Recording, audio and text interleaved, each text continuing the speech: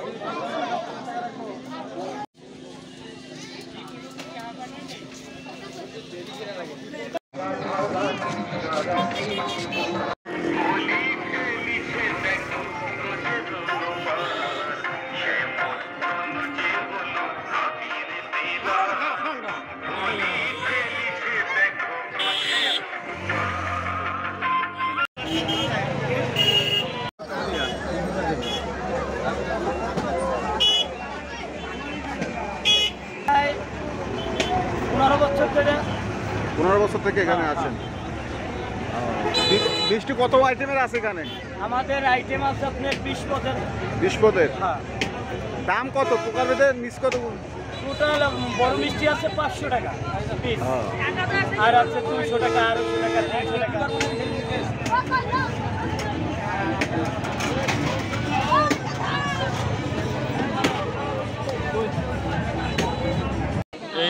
অনেক অনেক দূরের ভক্তবৃন্দর আগমন, এ জায়গায় পুজো অর্চা হয়, পুজো অন্তে প্রসাদ বিতরণ হয়, সবাই প্রসাদ পায়।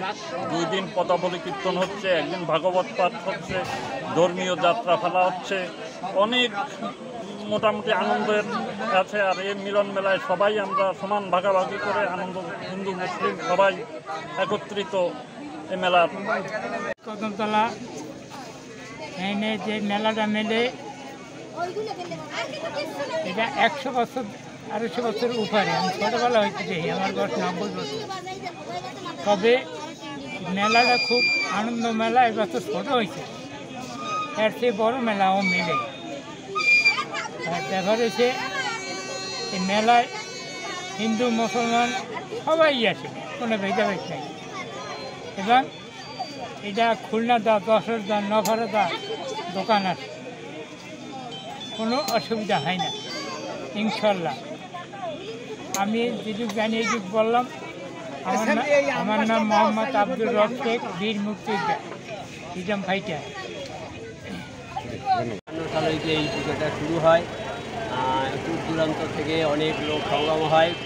বাংলাদেশের মানে পিরোজপুর ডিস্ট্রিক্টের মধ্যে এইটাই হচ্ছে ঐতিহ্য পূজা। এখানে হয়তো দেখা যাচ্ছে যে প্রতি বছরের ন্যায় পুজো হয়। হয়তো অনেক লোকের সমাগম, প্রায় আনুমানিক 1000 থেকে 20-25 লোকের সমাগম হয়।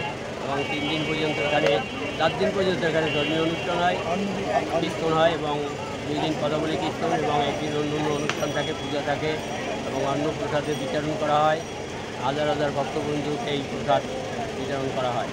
এবং আমাদের বিভিন্ন এই পিরোজপুরের মনে করেন অন্য অন্য অতিথিবৃন্দরা আসে, যেমন মনে করেন জেলা প্রশাসক বা এসপি মহোদয় বা অন্যান্য যারা সাধারণ সম্পাদক আছে, তারা সবাই আমাদের এখানে উপস্থিত থাকে। এবং অনুষ্ঠানটা যেভাবে আমাদের আনন্দ উপভোগ করিয়া মনে করেন আমাদের মাঝে আনন্দ প্রদান করে, সেটা আমাদের অত্যন্ত আনন্দ সহিত আমরা তাদের উপরে কৃতজ্ঞতা।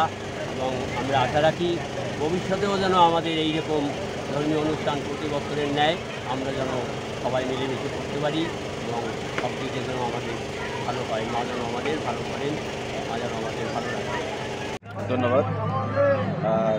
কদমতলা উত্তরপাড়া যুব সংঘ কর্তৃক আয়োজিত শ্রী শ্রী জগদ্ধাত্রী পূজা 2025, আমরা এই পূজা মন্দিরের আজকে এবছরে 81তম পূজা উদযাপন করছি। বাংলা 1351 বঙ্গাব্দ থেকে আমাদের এই পূজা মন্দিরে স্থাপিত হয় এবং সেই থেকে আজ পর্যন্ত এখানে এই পূজার আয়োজন হয়ে থাকে। এখানে জাতি ধর্ম বর্ণ নির্বিশেষে এই বরিশাল বিভাগের বিভিন্ন অঞ্চল থেকে হিন্দু বৌদ্ধ মুসলিম খ্রিস্টান সবাই এই পূজা অংশগ্রহণ করেন। সবাই একটা মিলন মেলায় পরিণত হয়। এই পূজাকে কেন্দ্র করে অনেক বড় মেলার আয়োজন করা হয়। এখানে হাজার হাজার দর্শনার্থী আসেন, ওনারা পূজা দেখেন, মেলা উপভোগ করেন এবং আমরা সবাই সবার সাথে আনন্দ ভাগ করে নেই। এই পূজাকে কেন্দ্র করে আমাদের 4 দিন 5 দিন ব্যাপী অনুষ্ঠানের আয়োজন করা হয়। এখানে একদিন পূজা থাকে, তারপরে আমরা এখানে পদাবলী কীর্তন, ভাগবত আরও অন্যান্য সাংস্কৃতিক অনুষ্ঠানের আয়োজন করে থাকি এবং এখানে হাজার হাজার ভক্ত সমাগম হয় এবং আমরা সবাই জাতি ধর্ম বর্ণ নির্বিশেষে সবাই সম্মিলিতভাবে সবার প্রচেষ্টা বিভাগের পিরোজপুর এবং পিরোজপুর ডিস্ট্রিক্ট, জালকাঠি, এদিকে বাগেরহাট, খুলনা বা এদিকে নাজিরপুর বিভিন্ন অঞ্চল থেকে মানুষজন, মাটিভাঙ্গা, পাটগাতি, গোপালগঞ্জ বিভিন্ন জায়গা থেকে মানুষজন পূজা দেখার জন্য এবং এই মেলা উপভোগ করার জন্য থেকে বিভিন্ন সময় যারা দেশের বাইরে আসলে এখানে আর কি বলবো, এখানে ধরেন পূজাটা আমাদের হিন্দুদের পূজা, কিন্তু আপনি যদি খোঁজ নিয়ে দেখেন এখানে প্রত্যেকটা মুসলমান ঘরেও এই পূজাকে কেন্দ্র করে প্রত্যেকটা মুসলমান ঘরে অতিথি আসেন। তাদের অনেকেরই টার্গেট থাকে যে না আমরা কদমতলা জগদ্ধাত্রী পূজায় যাব এবং আমাদেরও সবার জগদ্ধাত্রী পূজাটাকে কেন্দ্র করে একটা সারা বছর একটা চিন্তা চেতনা থাকে যে না আমাদের এই তারিখটা কবে, ওই দিন আমরা উপস্থিত হব। এই যে এখানে প্রায় 2 থেকে 250 দোকান আসছে, এখানে ওনাদেরকে বলতে হয় না, কোনো দোকানদারকে কাউকে বলতে হয় না, ওনারা নিজের থেকেই চলে আসেন, ওনারাই তারিখ দেখে রাখেন যে না এত তারিখে পূজা, এখানে আমরা যাব। এটা এখন একটা মানে এই কদমতলার একটা সামাজিক অনুষ্ঠান হয়ে গেছে।